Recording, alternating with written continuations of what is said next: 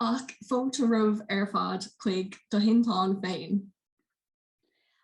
Tonight, we are going to meet 6 Gaeilge from all different backgrounds, Americanic, Iranig, Gaeil Vericanic, and I suppose we're all something in between.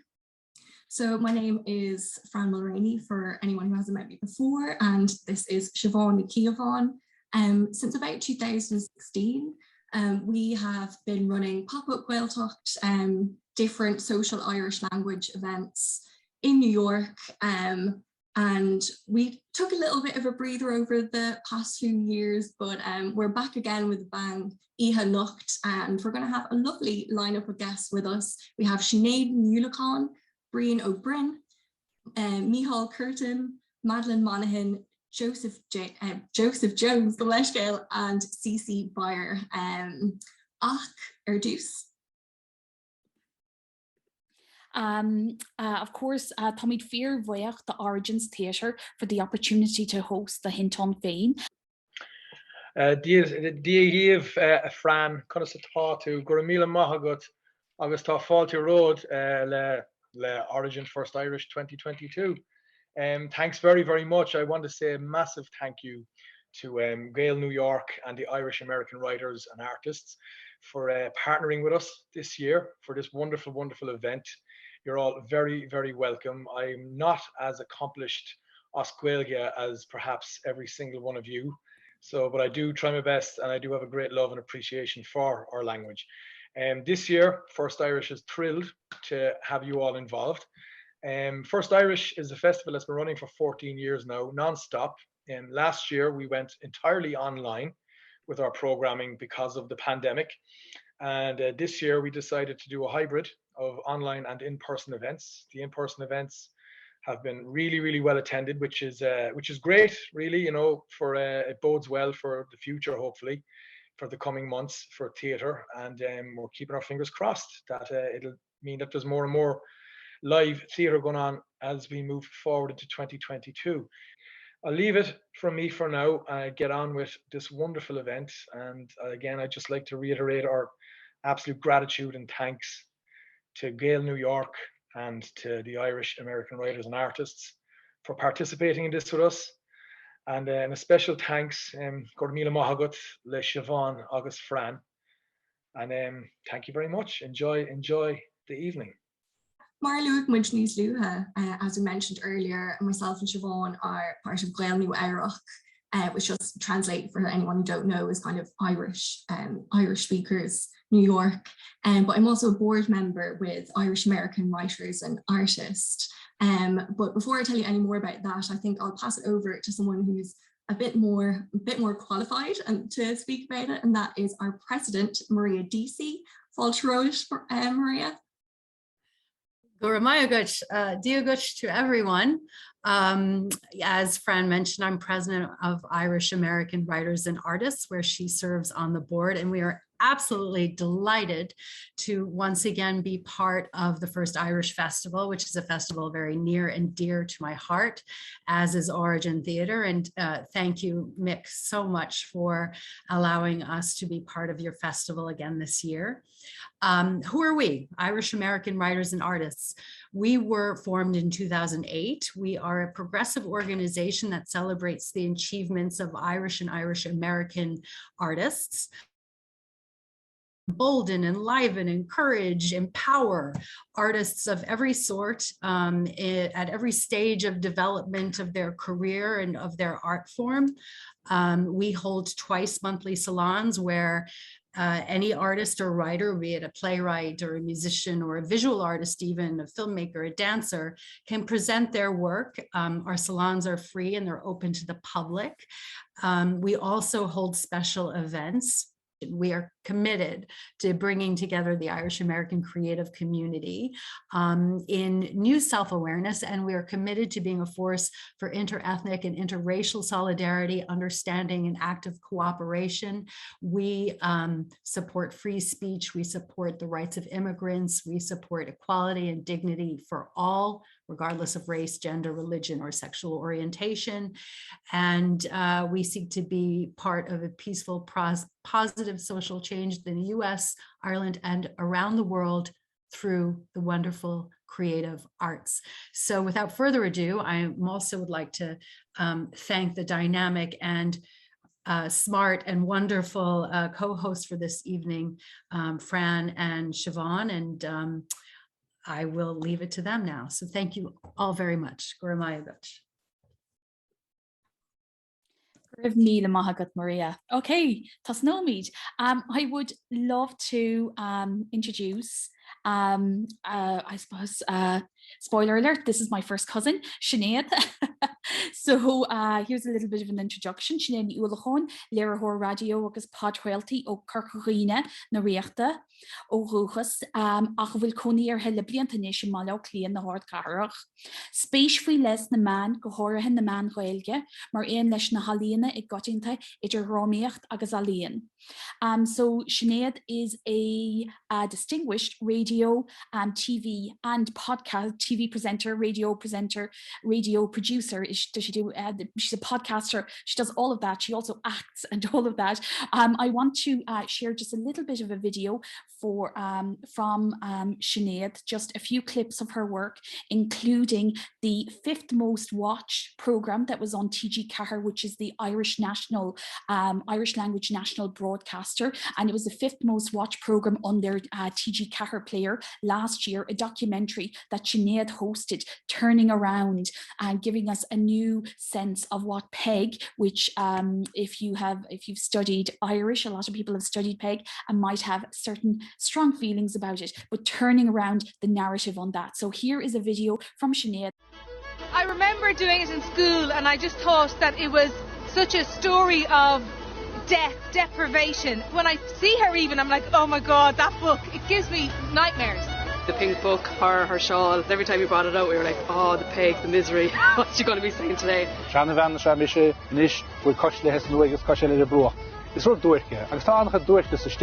The most depressing book that a 14-year-old could ever open in their life. Bhí sé uafas ar fad ach Gaeilge chós sever agus galanta a bhíochaí. An scéalaí is mó an éireann, is ban agus mór an inspiration domsa. Was stoken nach nachnín would an van, an máthir, an duine, an Gaeil, achnín would an Íbhar. A mid-sized woman built like a brick shit house, Irish Catholic to the core, living on a nothing island. We're down to Medina, it's Gaeil gourmet. Then and then I can, reference a peg, agus garfolio peg. Like being saying, here comes the peg assault. I now would love to be able to speak Irish, but I didn't like Irish because of that book. More digging to unchangy Marashat, I still have got locked into unchangy. Like, it's so weird how she's so synonymous with learning Irish as well. Like, why did she stand out the most out of all of the books that we've read? Hen cultus at Hagen, Obano Nam show, Gan Ariga, Gan Cook, Kaim with Ort Feg, a Hogel Rat, agus Nism almost a Horton Banjo. But Ralum, she's Lehi, is Coluder, Yanu Lehi, Ishta, Guilty Seki. Dinner than the Tain, Erani, Tamuida, Bono, Communion to Usa just Hedanium Seki. Peg, instant recognition. Leo run you the feg na gur Shanvan vi TV le waru agus groshi sharu agus an skial more brona sha. Ever she ginshin needin you mar a viekisha. Haros ekisha grosha hagalahal when she should vai. Well you rose agus the makinshin ar hil she come with a kind for the here shartwa artwa bli na yeshin for shishin dish. Skial intashin wonyan la armor leich agus sa cleavni go jogs caihin dini nuasari agus shilin should gershin marathon seal like in so Gaeil tart agus gol mid like casawen so nuais can a little rua fan ar la leim tista o current shasta manera Gran Sinead mon mid ma céad blian da ish metain Steer hin go meg an hunkergen ó cáidí na seachtainna se chuúnéir sinnar bheith ag ireachtas na saona agus ní dócha go me tuairt mórrán dáird mo chorp mo cholinn mo ionta ná feiceile. Buan for blianta dúin le linna seachtainna se hagan. A nadidir bhailm céad bliana bhaint amach. Tá man hásta bhfuil sé buinte amach bheo réigen ach céad acran. Céad blian. A bhí bheachta críanna? Ach bhfuil míad críanna? Níl. Sinead, fáilte. Is there anything you can't do? What a question. Juggle.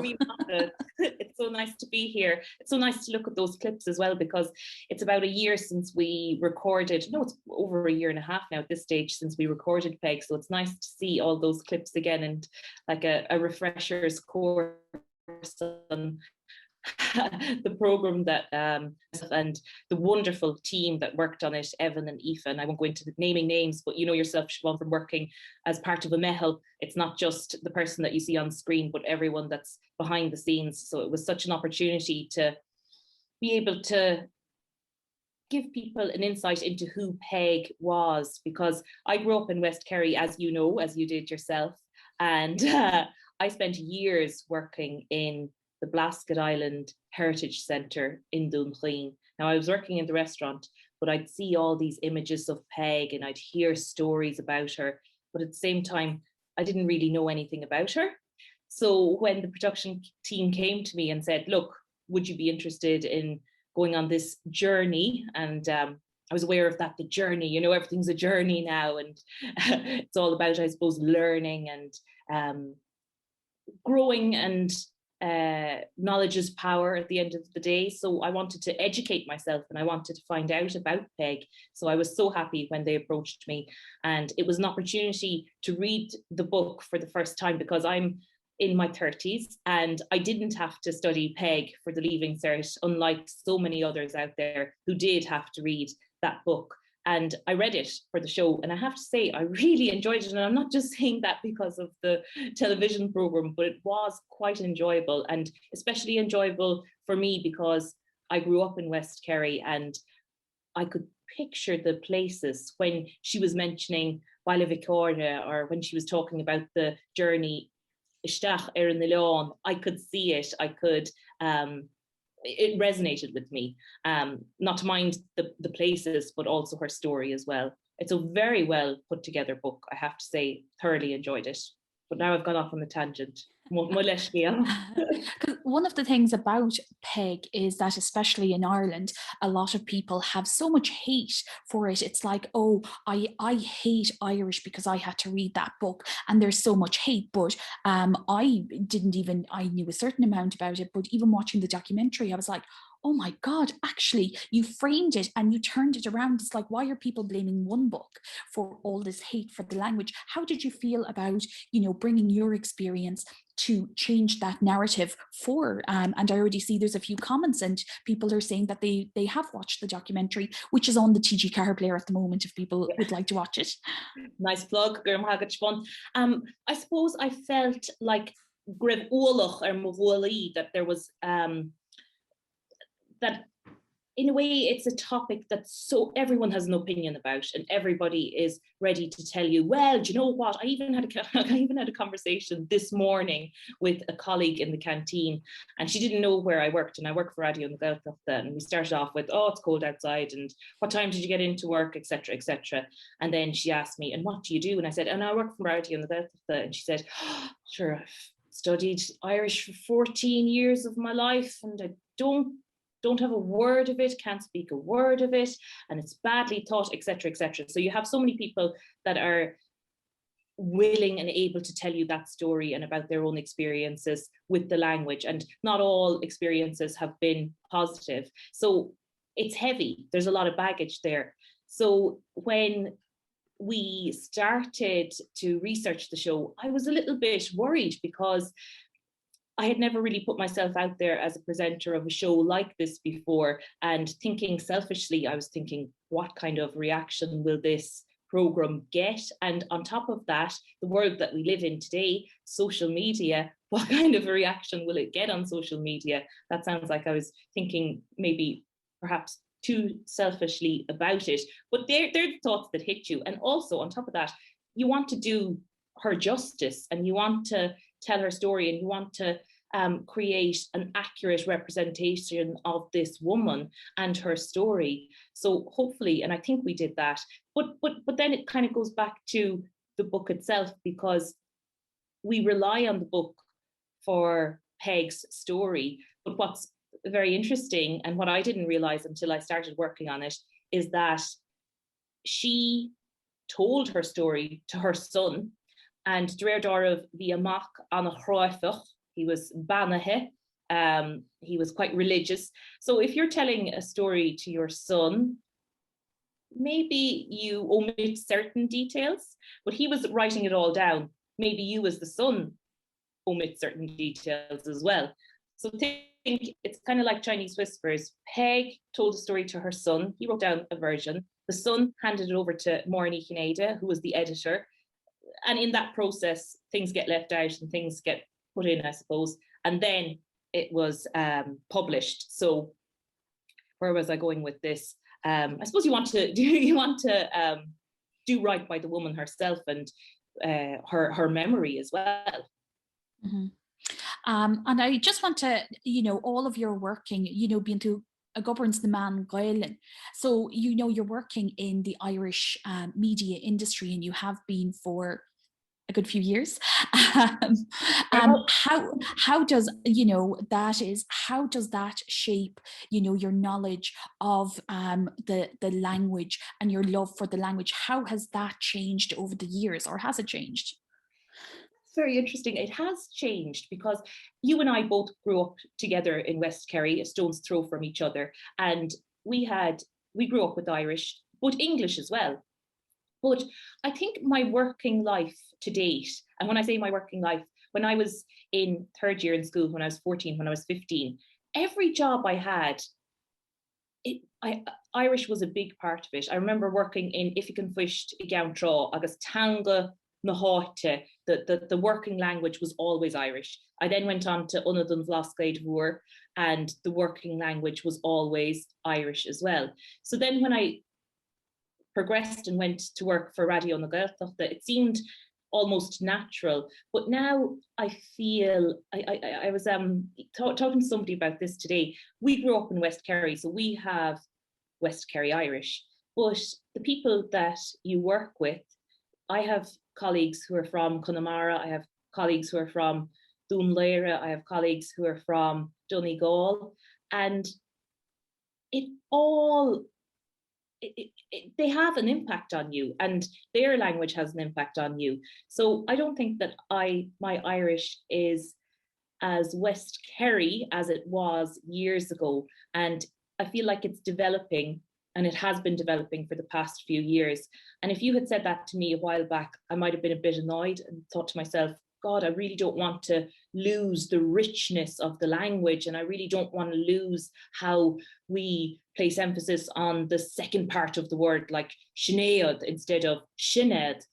But I think at this point in my life, I really respect it, because I think it's an expression of my life and who I love and who I like to hang around with, and those people who have shaped me over the years.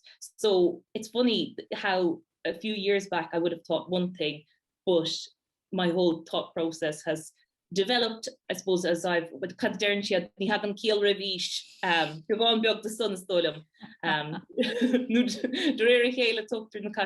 There are many shanakal that you could throw in for that particular example. Brilliant. And just before we're going to have to wrap up, Mar Gahorahe, it is it's past your bedtime, because Sinead is joining us from Bilingual. I am a lot brighter. I'm in LA at the moment, so it is 6,000 miles away. Hi, Sinead. But I just want to, could you just say something about Bilingual? And it's like one of the biggest Irish language podcasts, if not the biggest, and it is 3 women, and we saw a clip of it just earlier on, and you're having the fun, but you're talking about contemporary, and you're talking contemporary issues and your lives and all of that, and I'd love to just hear a little bit. Exactly. It's work, but it doesn't ever feel like work, because Siún, Níl, Nua-Eabhrac and I, we're all friends, and we've known each other for years, and we decided to start this podcast back in 2017. We get together in a room, in a studio, for about 20 minutes, but sometimes it could go on for about 40 minutes. We choose a topic and we discuss, and contemporary issues and topics. And I say this often, and if ever anyone has heard me talk about Bilingual, and they're probably like, yawn, she's on about it again. But it is like a therapy session, because you go in and you've had a hard day at work, or you've had a million other problems circulating in your head, and you talk to your friends, and we just happen to record it, and you come out and you feel lighter, and you feel like you've managed to perhaps answer some questions that have been playing on your mind. It's so much fun. We have one rule that we've only broken once. We don't like to talk about the Irish language. We talk about different topics, and it just so happens that we're speaking in Irish. The conversation is in Irish. We broke it once for Seacht in the Gaeilge, I think maybe last year or the year before, but you'll find us on all the platforms, Spotify, Apple, iTunes, etc., etc. And I have to say, it's the highlight of my working week, just to hang out with the girls.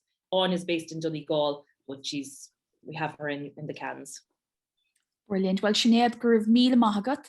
Íomhá, colasóvas náfleach an labba, as they would say, as Diarmuid Begley would say, the taxi driver in West Kerry.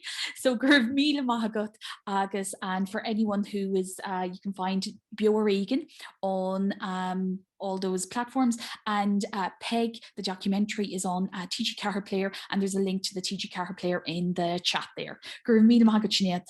Gur maith agat, slán. Good night. For anybody who didn't understand Siobhan's nice seanfhocal there, it means don't wet the bed. It's good night, sleep tight, and don't wet the bed. That's it. So done on céad duine eile a bhaid aglainn ihe nucht ná Brian O'Brien. The next person we're going to have up is Brian O'Brien, and he's very kindly shared a section out of his book that he's going to read tonight. So I've shared that in the chat with everyone, just if you want to track the Irish words as we go along. So fáilte romhaibh, Brian, I'm going to add you with me. Chuna stá cuasaí leat? Oh, sorry. Oh, right. Sure. Sinead, so I'll give you a little bit of an intro. It's just so everyone has some idea of how amazing you are and how glad we are that you're able to join us today. So it's all of the Tongoliacht agus Litreacht na Manisha in Ulster William Patterson, Nua-Eabhrac, Brian. Sim aige I Donegal Cluine le Gaeilge, Drami Filiocht agus Urscéalte Fulsathe aige in Gaeilge, agus Clister o Ann go céile san man Crailte. Tá sé gobar faoi láthair Urscéal blachdrachta do Riana Fásta agus Astrapon Gaeilge the Pickwick Papers le Charles Dickens. So Brian is a professor of linguistics and literature from the Middle Ages in William Patterson University in New Jersey, and he's interested in raising your family through Irish. He's drama, poetry, and novels published in Irish, and he's often heard on, I think I've been on a few shows with you from time to time, he's often heard on the Irish language media as well. Right now he is working on a detective novel for adults in Irish, and he's also working on a translation of the Pickwick Papers by Charles Dickens. So fáilte romhaibh, Brian, it's quite an undertaking. It is quite the undertaking, because idioma awacht na ver o hosame mar ni hin job eske bheit gas through Charles Dickens tá an béarla socht of Thinteán Féin. The game show Gaeilge tov at a merla tov shin is Thinteán Carte. So I was just saying there, it's quite the challenge to translate a writer like Charles Dickens, who number one is a very recognizable style, number two has a massive vocabulary, and number three trying to get that style and that vocabulary into Irish. But it keeps me off the streets and off the corners at night. It's mashing, because you never know what I'd be doing otherwise. Around came far around me to Dickens. Why did you choose that one in particular? Well, tá rá chúis is dócha gur rána mé Charles Dickens. Ifir a héan sé is mó hanian yom mar scríb nor béarla faoi láthir, tá má baint an tanavas. And I have to say, rather like Peg is to some people, Charles Dickens was to me when I was a teenager. I had to read Great Expectations for my intercert, and I would more willingly have hanged myself than read another chapter of Great Expectations. And this is the thing, it's a horse and water situation is dócha. Caithe tú a bheith ré don leabhar seo agus farir curtar peg ó scór an iomarcha daoine agus iad róg agus attitude ach a bilé peg Thinteán Féin. Agus the same thing happens with Charles Dickens. He gets presented to teenagers too early and they develop a sort of hostility to him. And it was only in my 20s that I came back to Charles Dickens and discovered the extraordinary breadth of characters and language he has. I chose the Pickwick Papers particularly because it breaks down very neatly into sections that can be independently translated. And I've started on those independently translatable sections, and I'm probably not going to translate the entire book. If anyone's read the Pickwick Papers, it's huge. And it's probably going to be an extract from the Pickwick paper, but it's certainly keeping me occupied at the moment. And as I kind of mentioned in your intro, tá spéise got I dógá clina na Gaeilge, so you're interested in about, when you're raising a family through Irish. And in Ireland, there are resources that are available to people who want to do that, but you are not in Ireland. Do you want to tell us a little bit more about your interest in that and you based in the US? Well, is féidir le marrás dócha gur bé an achain is láidre agus is tábhachtaí má tá tú tógáil páiste le Gaeilge ná an tuismitheoir é féin ná í féin. Is féidir páiste thógáil le teanga bit in éáit beannis. Ní dóilm gombeach se chóhéasca sin ins na 60idí nó ins na 70idí ná fiú ins na 80idí. Back in the 60s, 70s and 80s, I don't know how people could have raised kids in Irish in the United States. And it happened. I know people who've been raised in Irish in the US then. But at that stage, there were no facilities. There was no radio. There was no television. So it was just you and your kid. And if you had the good fortune to be married to somebody who was also an Irish speaker, then at the least there'd be sort of a language triangle going on in the household. But if it's a single parent and there's no other resources available, then it's quite a challenge. But I have to say the arrival of T.G. Cahir in 1997 and their excellent service on the internet meant that I was able to present my kids with high quality, fluent, entertaining programming for all of their childhood years. The only thing we have missed so far, and it isn't something we're going to see, unfortunately, I think, is easy access to Irish language education. And honestly, since the 70s, Gaeilge has been a game changer in Ireland. Into the 70s, there was really no Irish language education left in Ireland outside of the Gaeltacht. And then all of a sudden it came out of the ashes. Agus inis tá Gaeilge cínte in Gach Baillimór in Éireann inis, agus faoin tús Gaití, agus fud bhfuil ferist agus boileát lia agus cara chartaí.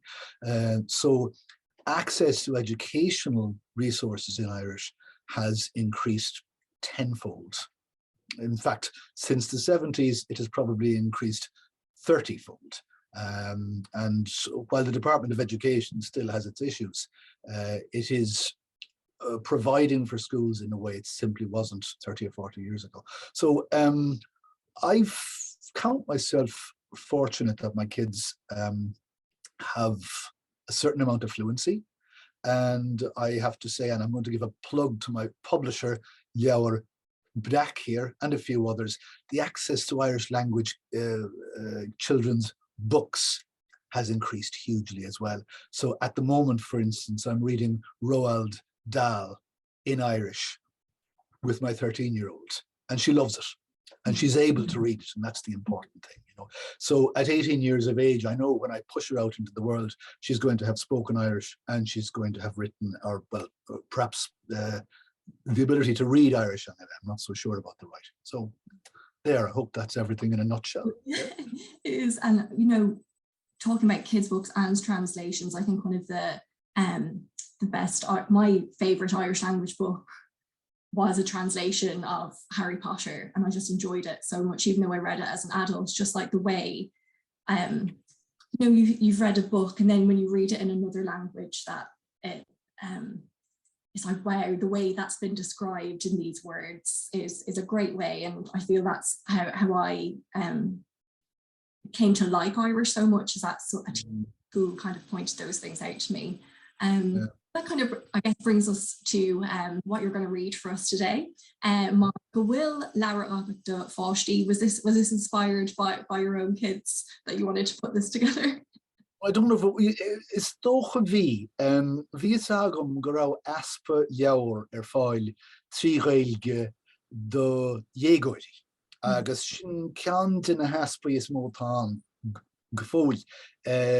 Ach de réri chéile tá cuasa garú mar deirú tá Harry Potter fáil as Gaeilge, tá Roald Dahl fáil as Gaeilge, tá stuff on Rankish agus on Germanish fáil as Gaeilge, agus is stuff to ord chaidan, so yeah, I was aware as my kids were approaching adolescence that there really wasn't a great deal of stuff out there for adolescent kids in Irish, and so I created my two protagonists here who happen to be New Yorkers and who spend every summer in Ireland adventuring, and this is the first of a projected series of adventures. And I have to say, anybody who ever read Enid Blyton as a child will probably know where I was inspired. It's very Enid Blyton. There isn't any Mortine O'Kine here.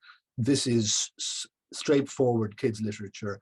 The adventure is foremost and the experience is foremost. It has high points and low points, and the kids who I've spoken to have read the book have said it carries them along, that there are exciting points in the book, and it keeps them reading. So I'm excited to hear now. So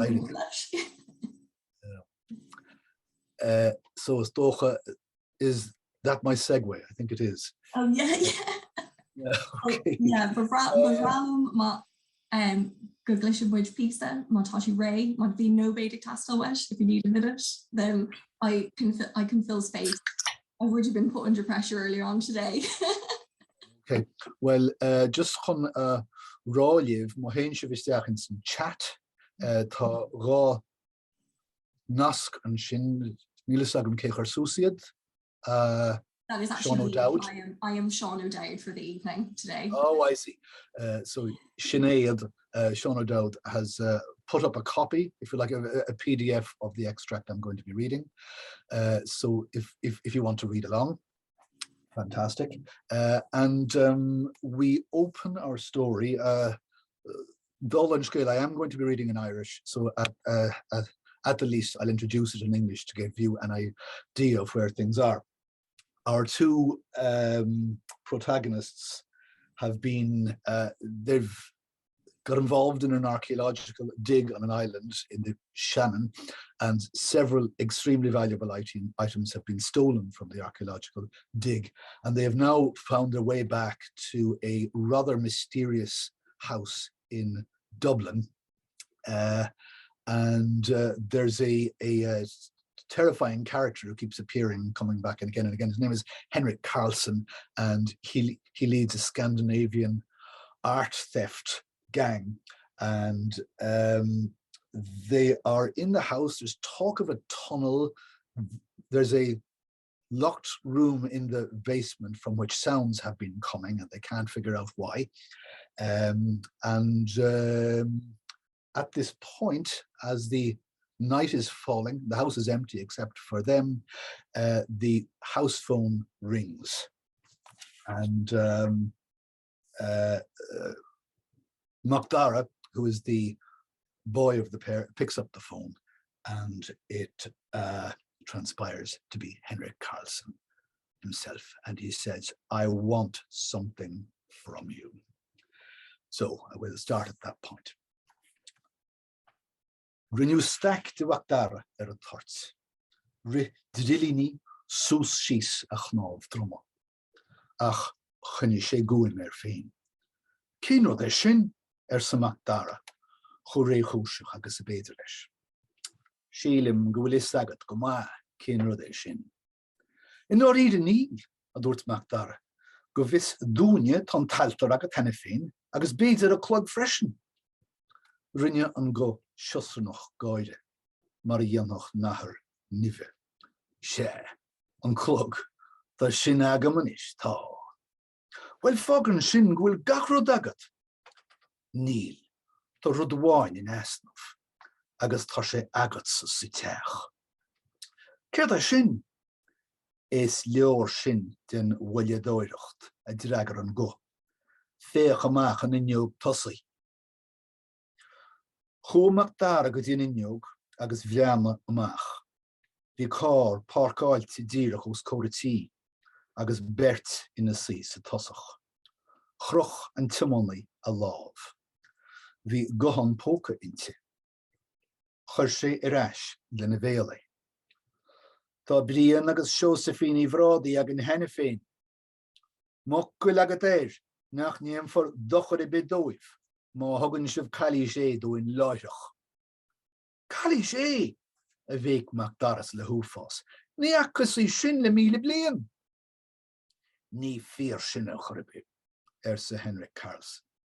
Siú Gaeilge Ileán na rún, caiicí seo hin, agus tá sí a bhálach agah se sa teach.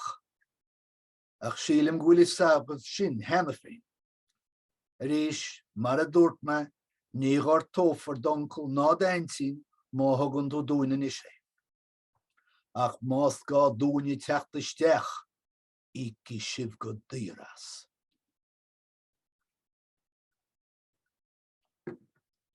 Chuir mac dara a láb ghlacadúir an gcochan agus leabhar le hána de chugar. Mo chuoine tá, Henrik Carlson, an mangra írsmí. Gepar sé go bhfuil an Gaeilge sin seo sa teach. Bhreanna ána le híntas, ach go toban luí a súil na leabhar sa leabharlan. Tháinig smaoinemh chuici ríis. An smaoinemh sin a ridléiche solar tháinig mac dara agus gleo a níos as an íslach. Bhíc an go sa telefón chóthard sin gur bhéidir a chluisteáil go suléir. Túra me cúig nóméid Dave, an sin tuca mé isteach, agus níl sibhá íre sin. Ri an agus mac dara siar go dtíon siistin, ach lean an go rai. Agus ná bac a díle cúla tí, beanna í sús ar a mála. Déach ána agus mac dara sús. I ghlapholas an tróna, déalt í cro fire eicáil go suléir ina hí san ainán. Cúig nóméid a dúirt an go, agus le clic grod críoch níl an glúi. Táid sáinethe sa ána go ciún, idir tosach agus cúl. Scris sa mac dara go fergach, táid a lair a chasúrach agus gan seft éalathe behagan. Ná bí cho cínte fa sin a dúirt ána. Bhí si a beanú go géir na shelfmai. Tá na leabhar againn. Cid sort amadí sin sa mac dara. Is cuma leo faoi charn sean leabhar an Gaeilge tá wathe. Díre ána a méir an leabhar a an chuma behinne Éaló a dúirt si. Cé mar a dearfaí sin san Nua-Eabhrac. Bhreanna mac dara sé mar bhreanóach ghuine buile. Chuidig mar an focail sin sa bhos, éalú na ré. Thosa tuiscint ag múscailt in intin mac dara. Thiúil ána go dtíon telf agus thógan leabhar an ús. Bhí sí mór agus clúdach a bhí beag na chuid tuamh le chlárámid agus cho rion céanna. Doscail sí. Aisteach le rá, ba leabhar omláin eile a bhí ceangailte idir na clúdaí. Foras feasa éireann.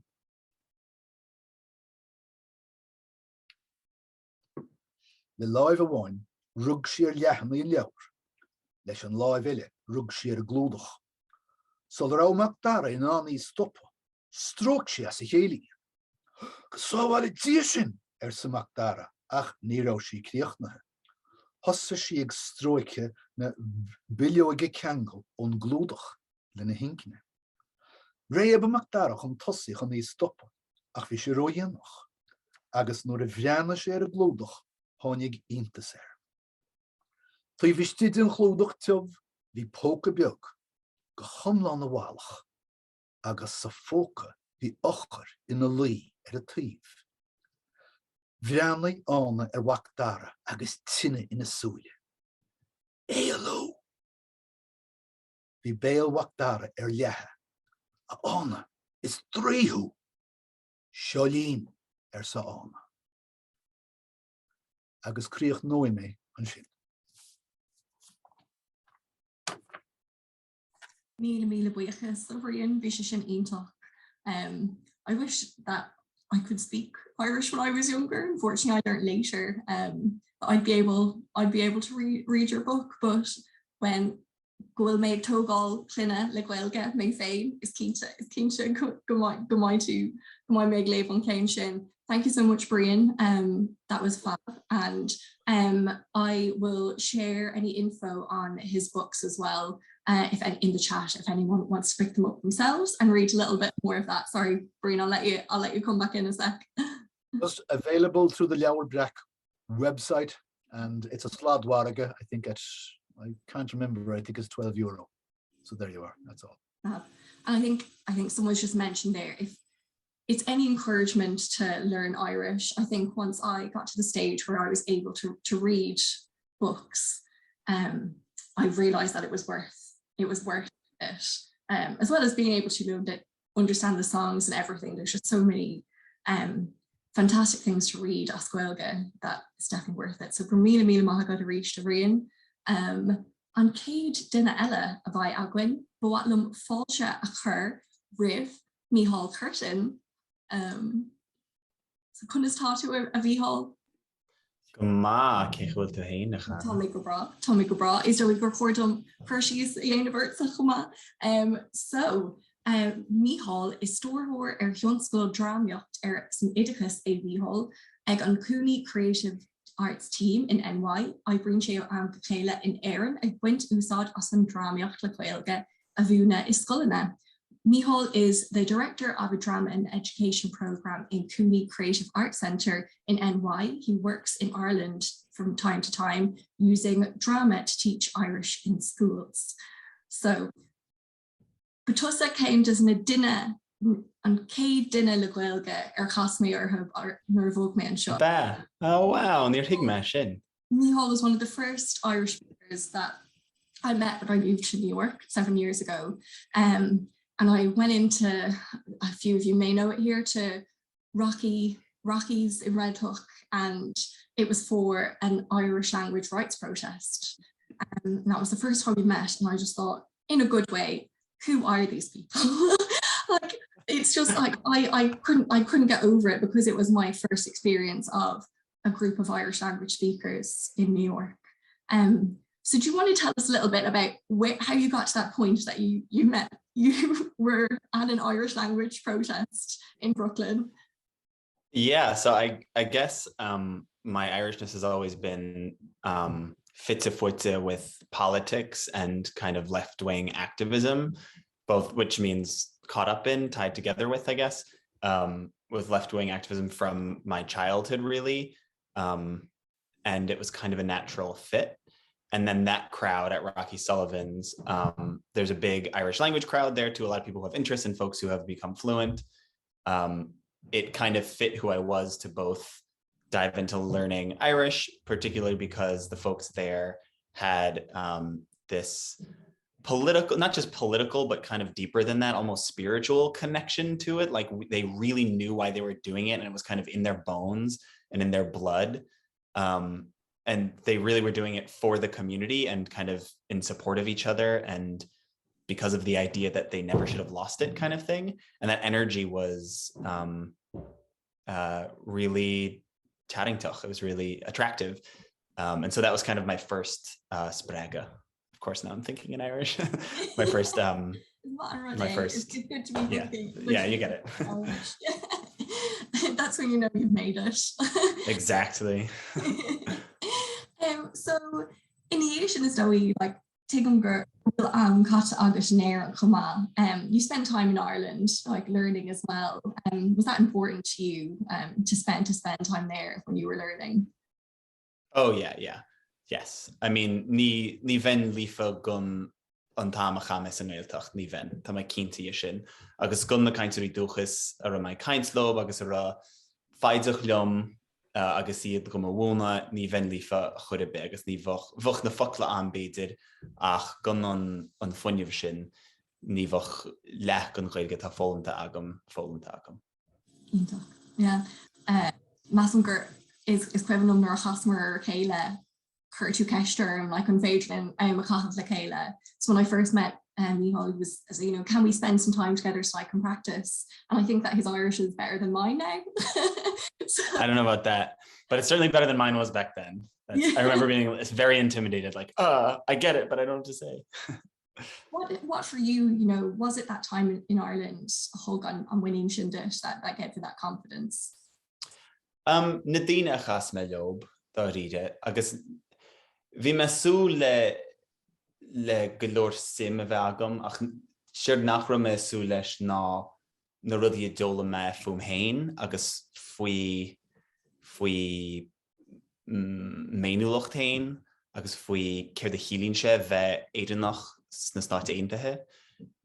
So I was expecting that I would continue to have a lot of interest in it when I went to Ireland, but I guess being away from home always makes you learn more about yourself and your identity and what it means to be who you are at home. And I think what I wasn't expecting to learn were the lessons about who we are here and why the language is important to me here, which is a harder question to answer than why it's important to me if I lived in Ireland, for example. Do you want to speak on that? Is it actually personal a question? Oh, no, not at all. I mean, there's so many layers to it, and it comes up a lot. I have a new friend who I met in the Gaeltacht last summer, who's she's not from Alaska, she's from Seattle, but she lives in Alaska. And so I tutor her once a week. And so we talk about this very frequently. Like we're so far from Ireland, and I have my, small but mighty Irish language community here. She has no one over there. So we both end up feeling like a month or two after we get back from Ireland, like, why are we doing this? And like those questions that people ask don't help. Like, oh, why'd you choose that language? Like, why didn't you choose a useful language? Or like, wait, I thought that was a dead language. How can you say you're fluent in a dead language? And you have to explain it all the time. And even in Ireland, you get like comments like that. But I think what we reaffirm for each other every time we meet is the reasons that it's important to us, because it helps us feel connected to the past, helps us feel connected to not just our own ancestors, but the folks who spoke it before us, and it helps us feel connected to the future. Like it's inherently a hopeful act to be speaking Irish, because you're stating that you believe that in say 100 years there will still be people speaking this language, because of the language, if you believe that it was going to die in a few years, you probably wouldn't be putting all the time and effort into it. So it's an inherently backwards looking community. I don't mean backwards, but past looking community in terms of the lessons we're trying to get. And it's an inherently hopeful community in terms of what we hope to see in the future. Yeah, and you kind of mentioned there, putting the amount of effort we put into, because I learned Irish in school and I was fine at it, and then it was only when going to university I decided to properly concentrate. But it takes a lot of time, even for me coming through the Irish education system. So for you, the amount of time that took, how do you get through those barriers that I'm not going to sit here and pretend it's an easy language to learn. I don't think any of us would. What gets you through that point? As corny as it sounds, like the deep personal connection to it allowed me to internalize the being blasted of Myogon, that shannuckle, that like every little bit, there's richness in every little bit kind of thing. So like learning one word a day was perfectly fine for me. So I was able to piece it out between visits to the Gaeltacht. And yeah, those comments really tain siad go chrí in the moment. Like I find myself thinking like, this wasn't worth it. I just spent 8 years doing this thing that was like, and how much money did I spend? And how many hangovers did I have? And it's like, why did we do this? And like, no, don't spend another $1,000 on a plane ticket. It's not worth it. Like you're spending all your vacation time there. And it's easy to get thinking like that when you're so far away from, you know, the heart of the community. But I think reminding myself why I'm doing it, reminding myself why it's important, reminding myself how amazing it is that there is an Irish language community after what was done to the Irish language over centuries. Like it's an incredible thing. It's miraculous that we're still here doing that, having an Irish language event on Zoom, you know. That could easily have not been the story, and we're part of that. So it's like the pieces of inspiration, it's different than other languages because it has that story. Yeah, I mean, I'm with you on that one. So I kind of mentioned that, you know, you have spent time as well like teaching, because drama really is, I mean, Irish is very much your passion, but would you say drama is your first and Irish second, or do they hold equal footing? It's education in Irish. The drama is fun. I'll take it or leave it. You know, I've always been in the theater world, but I'm no actor or anything like that. Drama is the teaching tool that I use for the kind of education that I do. I love working with young people. I work with teenagers, and drama is a great way to get them talking and thinking about the world. And that's the aim. The aim is, what is this world around me and how do I fit into it? And continually raising those questions like that. And I mean, I'm in a better position now to be raising those questions, even among New York City young people who usually aren't Irish and don't care that I speak Irish, because I've asked myself those questions. And for me, the answer was so tied up in the Irish language that I can ask those questions now with more confidence and with more curiosity, because I've answered them for myself.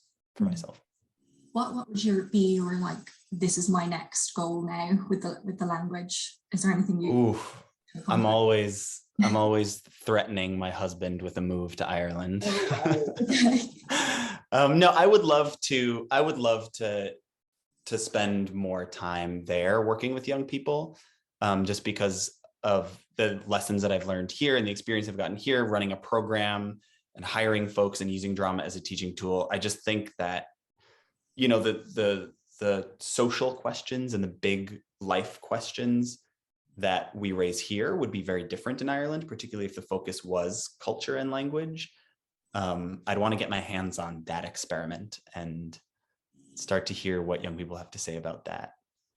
That's the goal. So if anyone's hiring.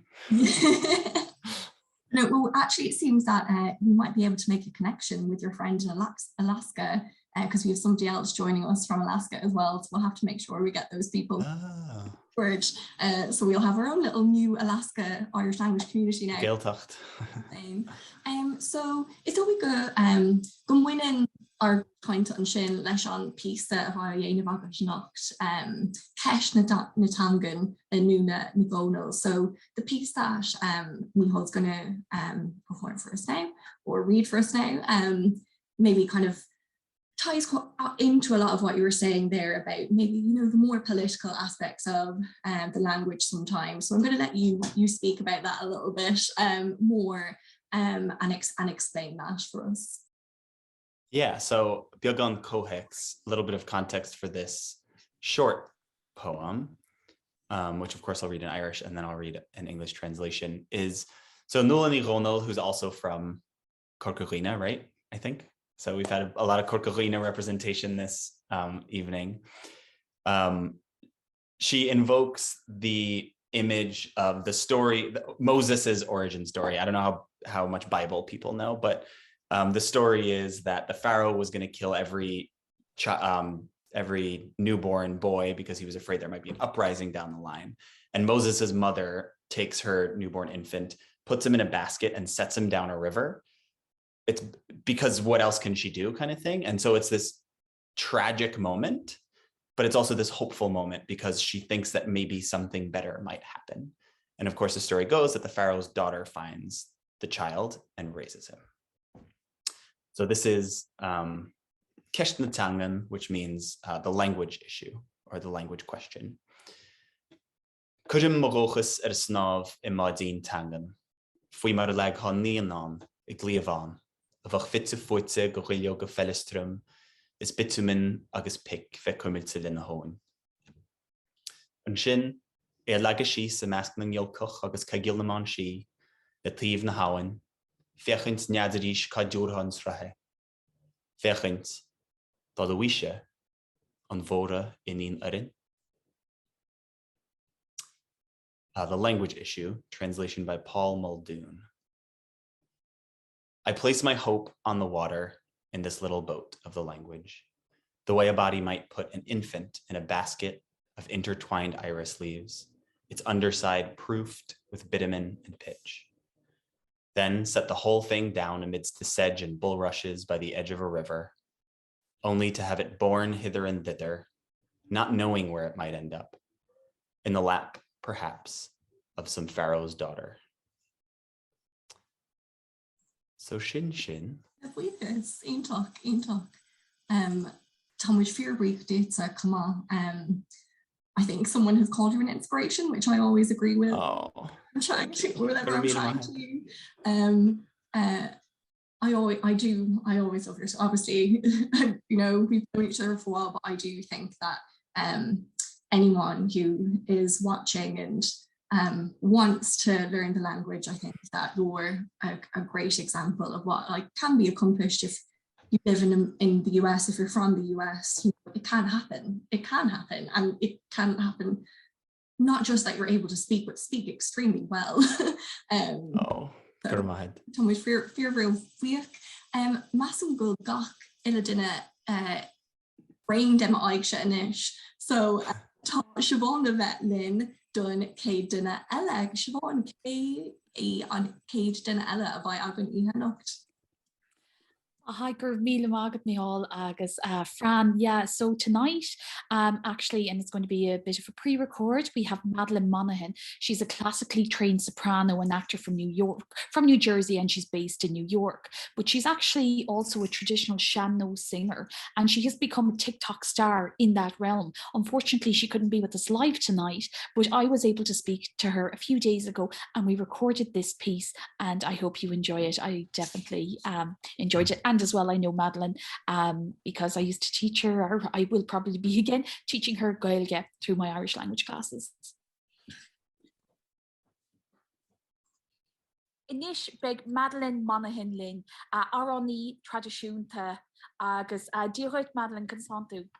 Tá mé go má gan constatá tú hain Siobhan. Go díal. Fásta bheith go bhfuil tú an sálinn a nocht pre-recorded ach fós an sá. Jeff. Tá hasarm a bheith marcuid den imeacht seo.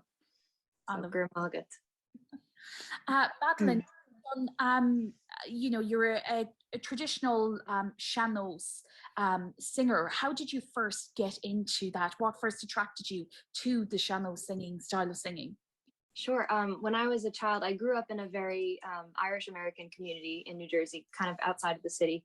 And so my family are very Irish, and my ancestors came here in the last century, 20th century. But we kind of held on to a lot of the culture, and the music was always kind of playing in the house.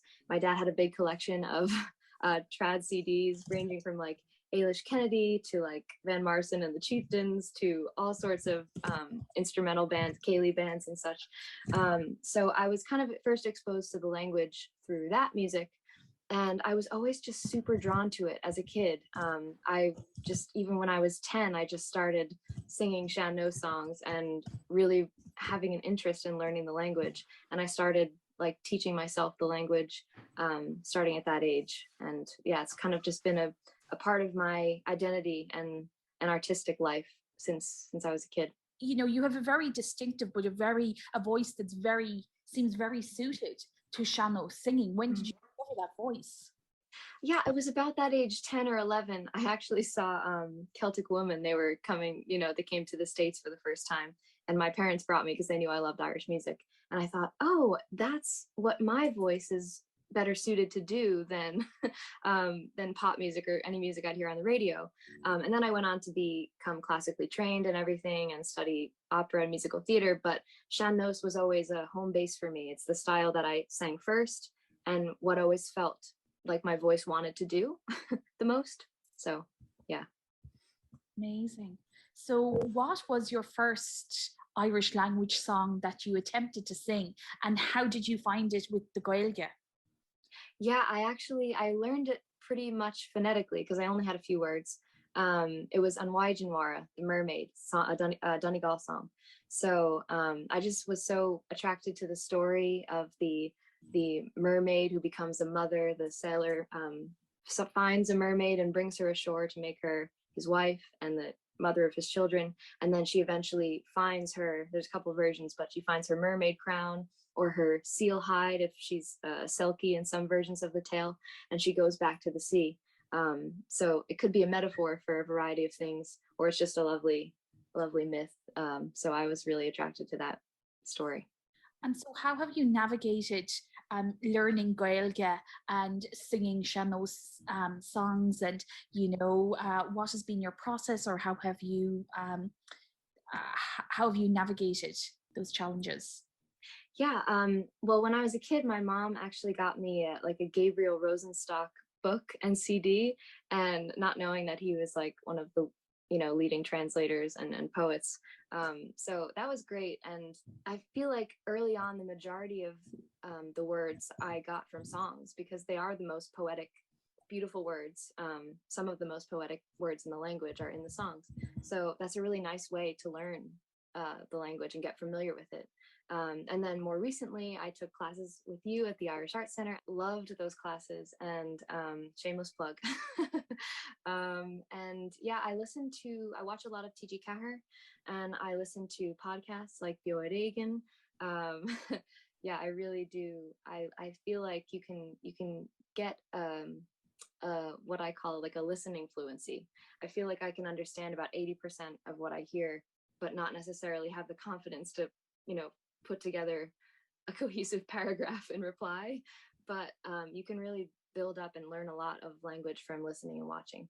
More recently as well, you've been taking the Sean style and using it on contemporary social media. Can you tell me more about your journey there? And yeah, so mid-pandemic, all of my shows that were lined up were canceled. Obviously, everyone's were. It was just a tough time, and I was feeling depressed and anxious, and so I reverted back to what always gives me comfort, which is Seanos, and it feels like a really central part of my identity, as I said. So I kind of did a deep dive into research, started finding more songs, started singing more of that style, and then I just started putting it online. I got a TikTok, I put it on there, and it really found its audience. I think the algorithm is so hardwired to get the content to the exact right people that are going to appreciate it. So it's really like I have almost 100,000 followers on there now, and it's really cool that it's found its audience.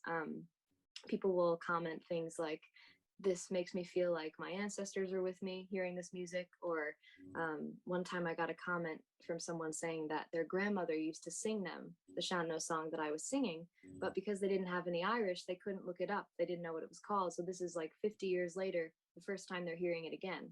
So it really is just like extending the oral tradition, putting it on a much broader scale. So tell me about some of your songs that have really done well and have resonated and have really been shared on TikTok and beyond. Yeah, sure. So I did An Teann Féin Bhocht, the poor old woman, which has a metaphor in it. The title means Ireland, of course, and so there's a cool hidden historical meaning there. That one did pretty well. Tá na Frankie teach sála sa Teann Féin Bhocht. Tá na Frankie teach sála sa Teann Féin Bhocht. Tá ag teach le síl sé ré, speg an seáil a fáin le. Spegar náfted craic ré sa Teann Féin Bhocht.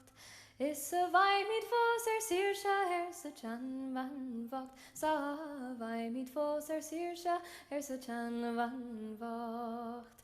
Bé míid sér dir fan is craic, bé míid sér ó hef go tef, sér go jola chór na éver sa Teann Féin Bhocht. And then I did Alleluia na Gauna, calling of the calves, and sometimes what I'll do on the videos to boost engagement is I'll kind of give a little translation or a behind the song in the titles on top so that people can follow along and they're not just like, what is this? So that really helps.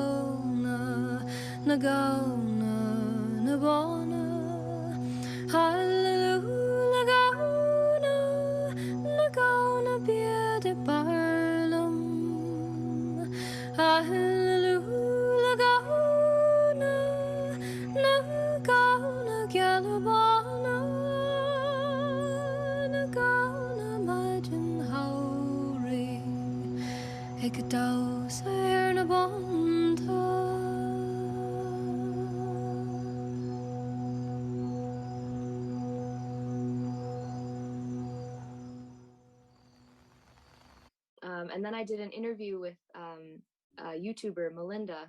She also is Irish American, and we have this shared heritage, shared musical heritage as well. She played a lot of trad as a kid, and so we did a whole educational video on seanfhocal and kind of introducing the style to everyone, as to her following and my following, as an 800-year-old style of singing. And I kind of broke down a verse of a very well-known seanfhocal song from Galway, Aron Winche. It's so interesting and encouraging that the younger audience is intrigued by this. I think with the pandemic and a whole kind of the whole social climate right now, reckoning with so much, people are really appreciating other cultures and appreciating their own ancestry. And I mean, I've learned about other indigenous styles of singing on TikTok as well. Alaskan throat singing, like a lot of cool things that I didn't even know existed, to be honest. And to find it on there and have it be an educational platform as well as like just like something you scroll for fun is really cool that you can have all of that on there. One of my favorite collaborations this year was with Irish cellist Patrick Dexter. He is from County Mayo, and he has such a gorgeous scenic backyard that he plays cello in front of that view, and he has found just the biggest following on TikTok through his videos this year. And so we teamed up to do an English Irish folk song, English language song, Bonnie Portmore.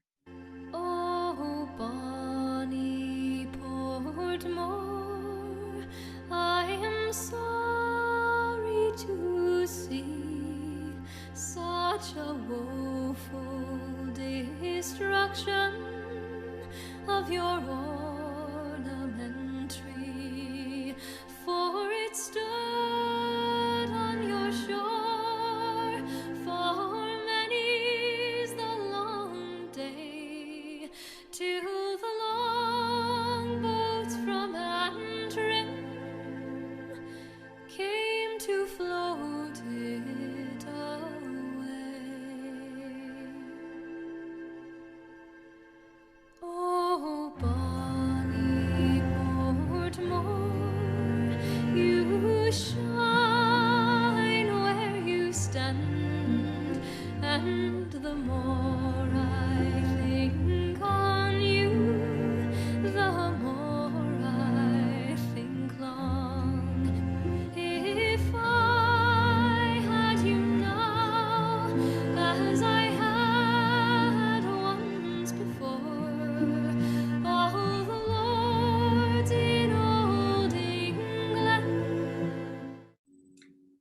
was commissioned by County Hall Arts in London. What are your plans for the language and for the seanfhocal singing and for performing from out here? Sure. I'm looking forward to taking more classes at the Irish Arts Center, and just a goal of mine is trying to just incorporate Irish into my everyday life, whether that's listening or watching or speaking. That's one of my goals. And then also I am working on an album with another TikTok musician, Cullen Vance is his name. And he has a lot on Spotify already, but we're putting together, he's Irish American, we're putting together an Irish traditional / folk album. So I'm really looking forward to working on that. And will you have some songs as Gaeilge on that? Yes, I think it's about half and half actually. It's half Gaeilge, half Béarla, so. Madeleine, gur míle maith agat. Oh, gur maith agat, Siobhan, thank you.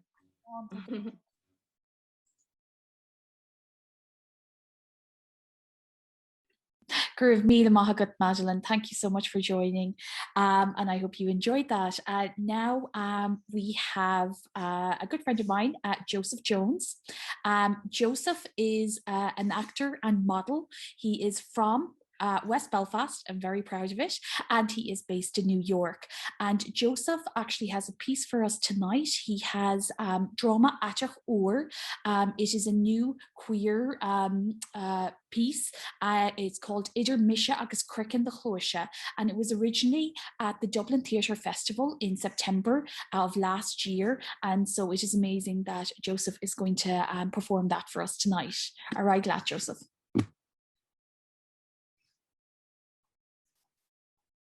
Mas chinne sé catige nach machim chin. An chara Madeleine a grala me fada gur arbu amach das an at shaw.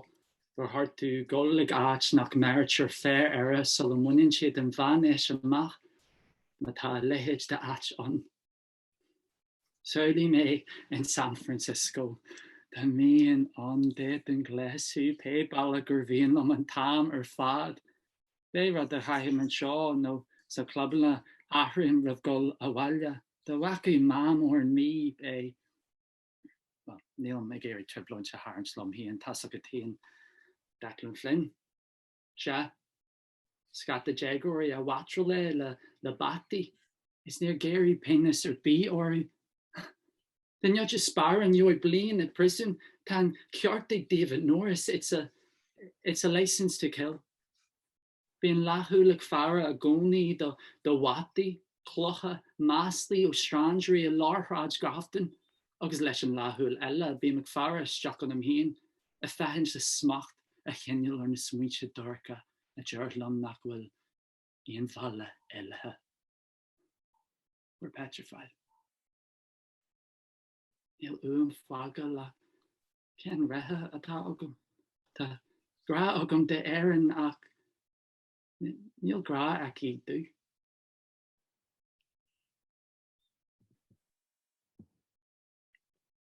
Carmela. Joseph, Groove míle maith agat. So, Joseph, tell me about that piece and why you chose it for tonight.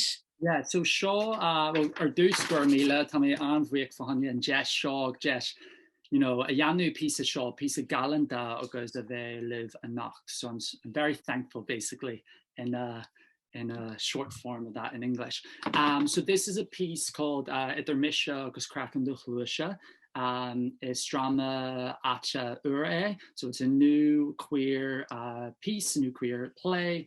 It was Scrífa Owen McAvoy agus Ciar Ní, written by Owen McAvoy and Ciar Ní.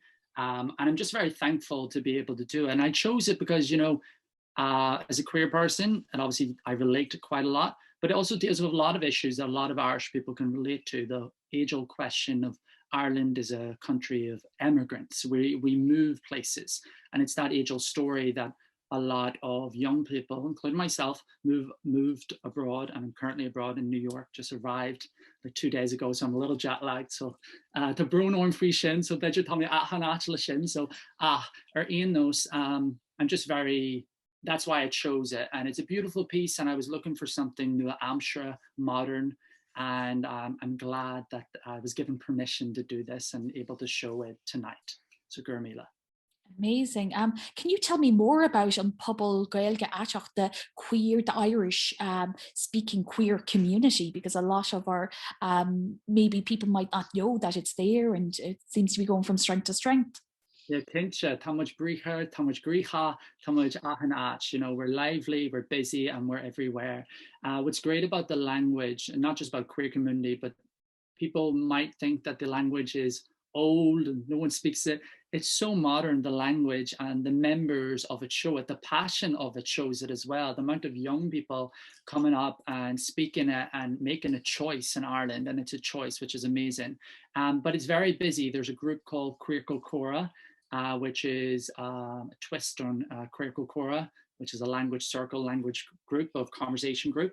And they have a spot queer in there. And from some nights it can be up to maybe 30 members, 40 members, and they're very active. And what I love about the language community, and maybe this is a side note, but we're so creative. I mean, this night as well, like the amount of people I meet, it's such passion about other things, and we incorporate it in what we do. And it's same about being queer, you know, it's we're a minority, we have to stand up, we have to make a point, and we have to a lot of times fight for rights.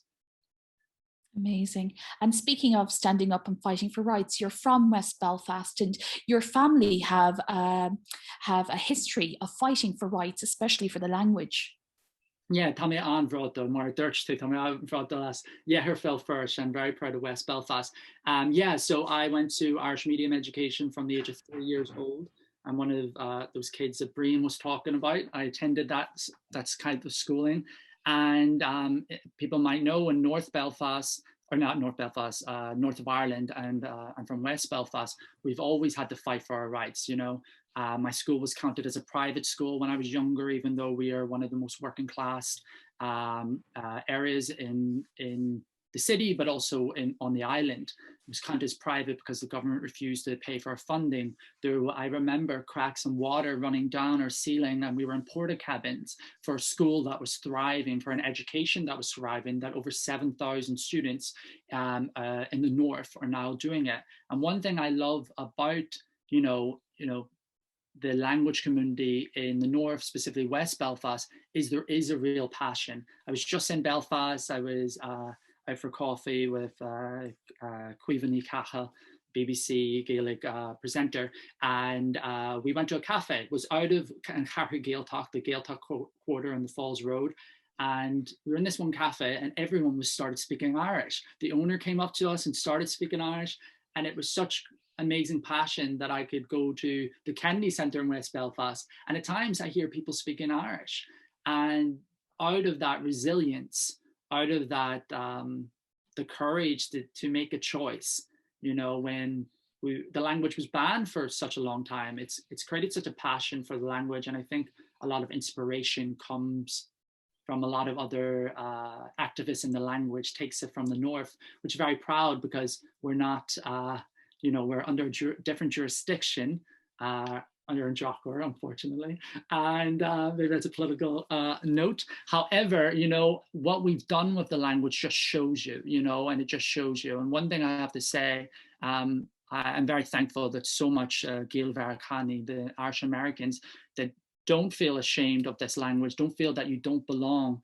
The more people who take part in it, the more the merrier, and we're very thankful. So tá much anfuacht.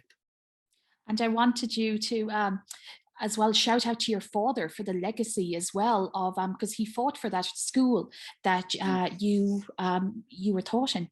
Yeah. So so the school I went to, there was another school in Poglass in West Belfast that my dad actually founded a nursery, and it was going to go on to an Irish language school. Unfortunately, it was burnt down about 4 or 5 times. So my dad, with other activists and people, fundraised, got it, built it themselves, put all this effort into it. And what's the great thing, another thing about West Belfast, half of these people weren't speakers. My dad was in classes at this time, and he was trying to found an Irish language school. And he succeeded, however, because of burning down, and not because of hatred against the language, just social deprivation and a very working class area that without funding and completely neglected for generations, young people went in this. And even though it's completely disgusting and wrong, but it wasn't against the language. But yeah, and without people like that, we wouldn't be anywhere in the north, because, you know, at the first Irish language school, I believe in 1978, London School Phobal the British Army came in and tried to take down the school. You know, they declared it illegal, and we were barbaric and uncivilized to teach our native tongue, when we're actually the highest in grade systems now, which is very funny about that. But yeah, and I'm very proud of the legacy I came from. And even with my family members, I always throw in Irish. I always throw in a Salon, you know, so Tasha Rose. And one more thing as well is that, you know, you've come from West Belfast, and I lived in Belfast as well for 10 years myself, so I know West Belfast very well. But now you're here in New York, you're a model, you're an actor, you've been featured in Vogue, you've been, you know, you were like walking on like the catwalks and the runways, and, you know, even New York Fashion Week, you have your eye on that for next month. Yeah, so yeah, Tommy, Tommy in Nua-Eabhrac. I'm very proud that I'm very thankful I'm in New York. And yeah, I'm an actor, model, creative ambassador. I'm always trying to keep Gricha busy, Agoni. And yeah, I've always been obsessed with New York. I used to cry to my mom at 7 years old to move to New York. And I did it, you know, and I'm very thankful. There's still a lot more I have to do. Come from very working class background, you know, you have to be thankful for the small things and the big things and the journey ahead. And I'm very thankful with the language too, like the opportunities, because míle Siobhan, like I have to say thank you to Siobhan. This is a shameless plug to Siobhan. She introduced me to the Irish Arts Centre and the New York Irish Centre, and so many amazing people along the way. And with that, I create stuff for Thintea. I create stuff for their TikTok page. So I do that. I need to create a few more videos. And then we're also doing that course, the Fiha, which is amazing. And we're writing, and I have a pitch tomorrow, which I have to prepare for. You know, out of the language, it opens up so many other doors. And there is that thing of, it's a part of your soul, you know, as they say, Chirgan Changa, Chirgan Anam, a country without a language is a country without a soul. And it would be terrible if we lost a part of our soul. Well, with that, Joseph, Gurav míle maith, thank you so much for sharing that beautiful piece from Owen and from Kira. And I'm going to move it on to Fran now. Míle maith. Tá ina orm nar luig duine ar bit eile an seanfhocal sin go fóil. I'm surprised this was mentioned. Tír gan tanga, tír gan anam go fóil. So we're coming to our last act tonight, our last guest with us, who is possibly my favourite bio of the evening as well. So we're about to hear from Cecilia Byer, aka Cece. She's an Irish dancing, seanfhocal singing, tin whistle playing, Irish language learner who by day happens to be a congressional rabbi in New Jersey. She fell in love with Irish music when she was 12 and first took a tin whistle lesson with Seamus Egan. Through the years, her love of all things Gaeil has grown exponentially, and her love of language and culture led her to Irish language activism, to Irish Twitter, where some of you may know her from, an interview with the Motherfucker podcast, and a consult on the Jewish content with the delightful Taig McDonaghan on his new Irish language book, Madame Lazare. She has competed in both English and Irish singing at Tú Phla na Ceol in Ireland and hopes to do so again this year. So, welcome, Cece. Hi, gosh, I sound more interesting than I think I am, but hi, it's good to see you at all. So I don't know whether some people might have come across you on Twitter as the Irish dancing rabbi.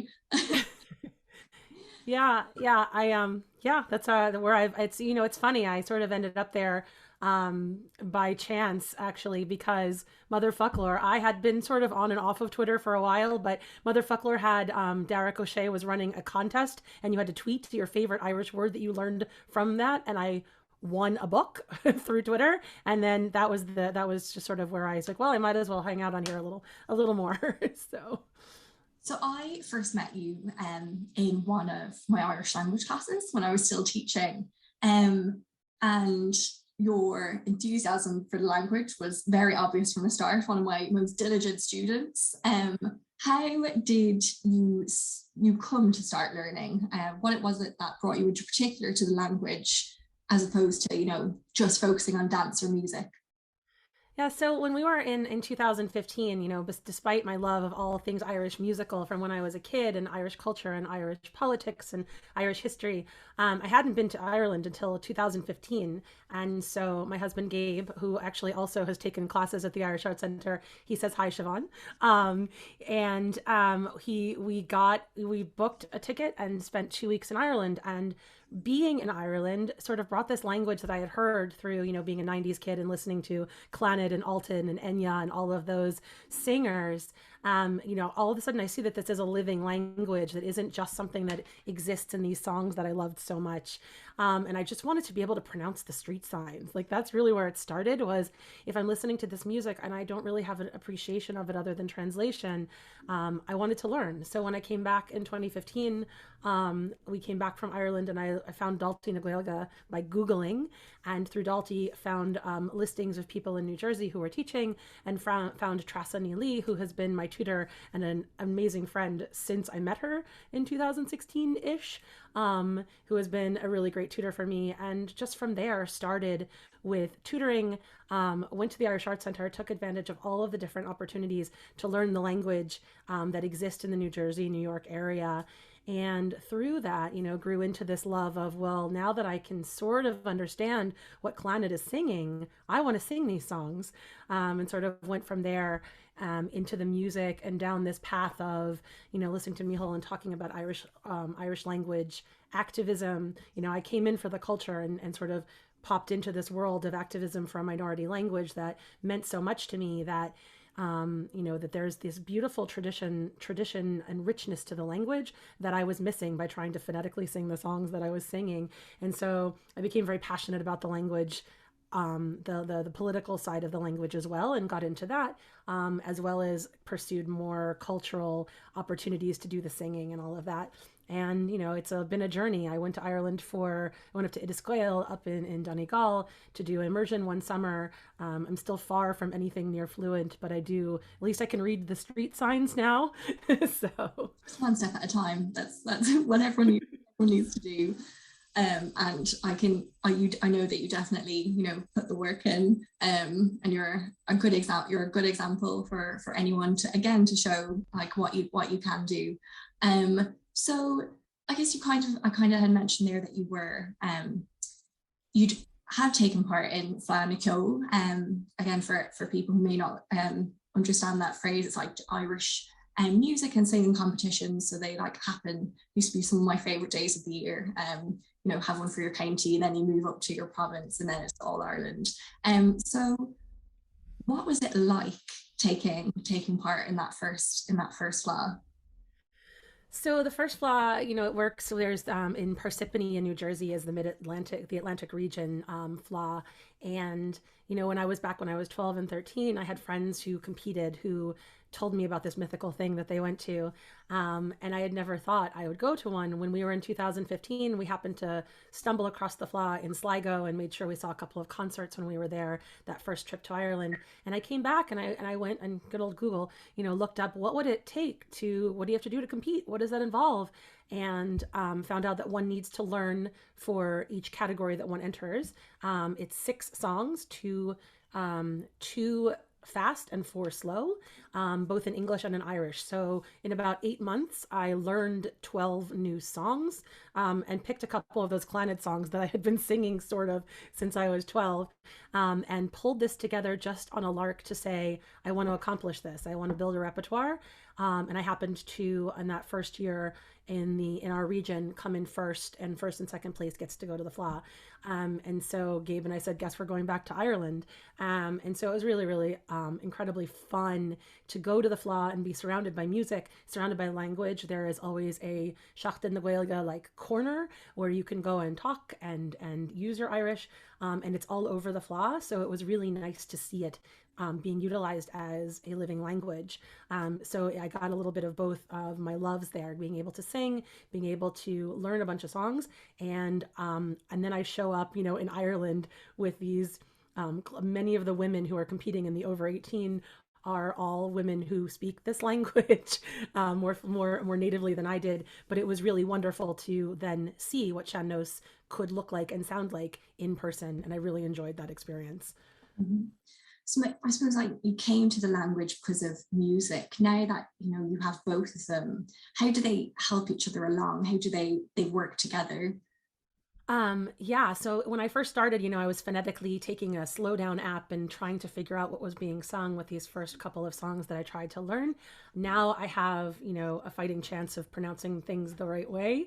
And also it's been an incredible tool for learning language. A lot of these songs are older, and the Irish is older and a little harder to parse through, but I know a lot about mountains and valleys and lost love. A lot of my vocabulary surrounding those sorts of topics. But what I love a lot about sean-nós in particular is that the melodic line, I'm a Broadway kid. I also was trained in some musical theater and opera. And the melodic line is the less important part of the song. It's supposed to be beautiful, but it's also very raw. It's very much to tell the story. And so I very much had to learn the words that I'm singing and what the story I'm telling is, because in sean-nós, the rawness of the history and the story that's being told in these long ballads really is moving and beautiful, and such an incredible use of the language. It's very much like it's like Connemara spoken word art in a certain way, and so I really enjoy that. So the two things have worked together, that I've used that as a tool for learning language, but also my ability to speak a little bit of modern Irish has informed my ability to sing these songs. And makes the experience really rich for me. Great. So I think you're going to demonstrate maybe two things for us, a bit more sean-nós, and something a little bit easier that maybe some of our listeners, some of our attendees could pick up. We won't be able to hear them, but I'm sure they're practicing. Oh my gosh, all these people in the chat. Hi Niall. Hi. Oh my gosh. Sure. So I'm going to start. I've been going back and forth all night on what I was going to sing for you. In addition to those 6 songs in Irish that I learned when I first started, I've picked up a few along the way. But I think I will start with one of the first songs I learned from Clannad and Alton when I was 12 and didn't know how to sing until now, which was Táime Mohi. And one of the cool things about, a tradition like this, where you are learning songs from other people, right? I learn a song from Emer Arkins, who teaches it to me, and then I sing it in her style and pass it on to someone else, is that you get some of the background of these stories and, oh yes, who wrote it and what the story behind it was.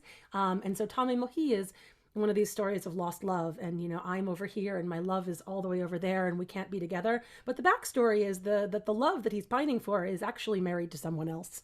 So stories like that you don't quite get into from the lyrics, and they're always fun to find out. So I will start with that because that is one of the first songs I ever learned. Táime Mohi o ejaire anyala chare ag curtin she's ganski sa fadu go ger tá banu anti ali stamishalam hein tá na gali agliach San sílina galach me. Hiach do anam jeige do veil do alles de grua. Do hul gorm gelei a fachreig mei aches is surk. Le kwe do yi Nile dom an balach ahiul Isacharit moch leiv Tana shleiv teder mishages tu Jade lacht leine gur galoichen galler en gra Charadu mei ishtachra. Aki droyer verir narach niamei. Husharing is céad go ger fried kertlar machri. Kasuban shi do hi segli svelna. Gifri mei gi anski luglaser begra. Is dort shi asishal imri rasen in tasau.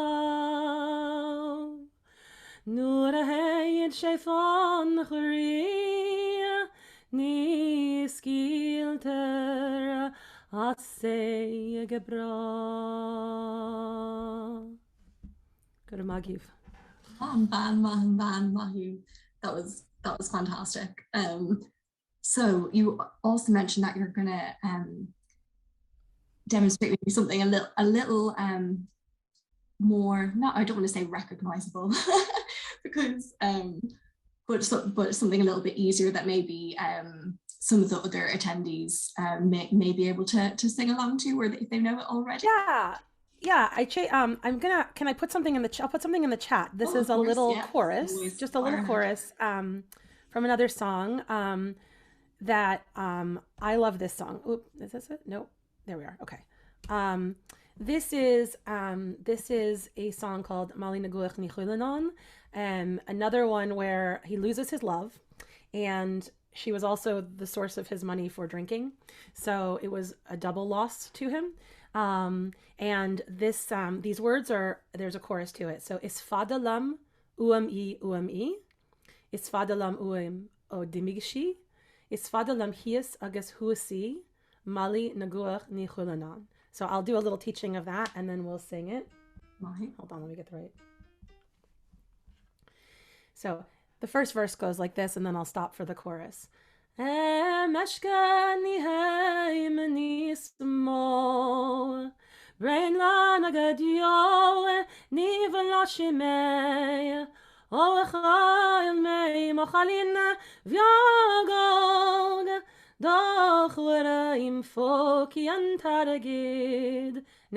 I'll sing it and then I'll give you a chance to sing along. You're all muted, so you'll all sound fabulous. So it goes like this. Isfadalam uami, uami. Now your turn. Isfadalam uami, uami. Second line like this. Isfadalam uami odimigshi. Isfadalam uam odimigshi.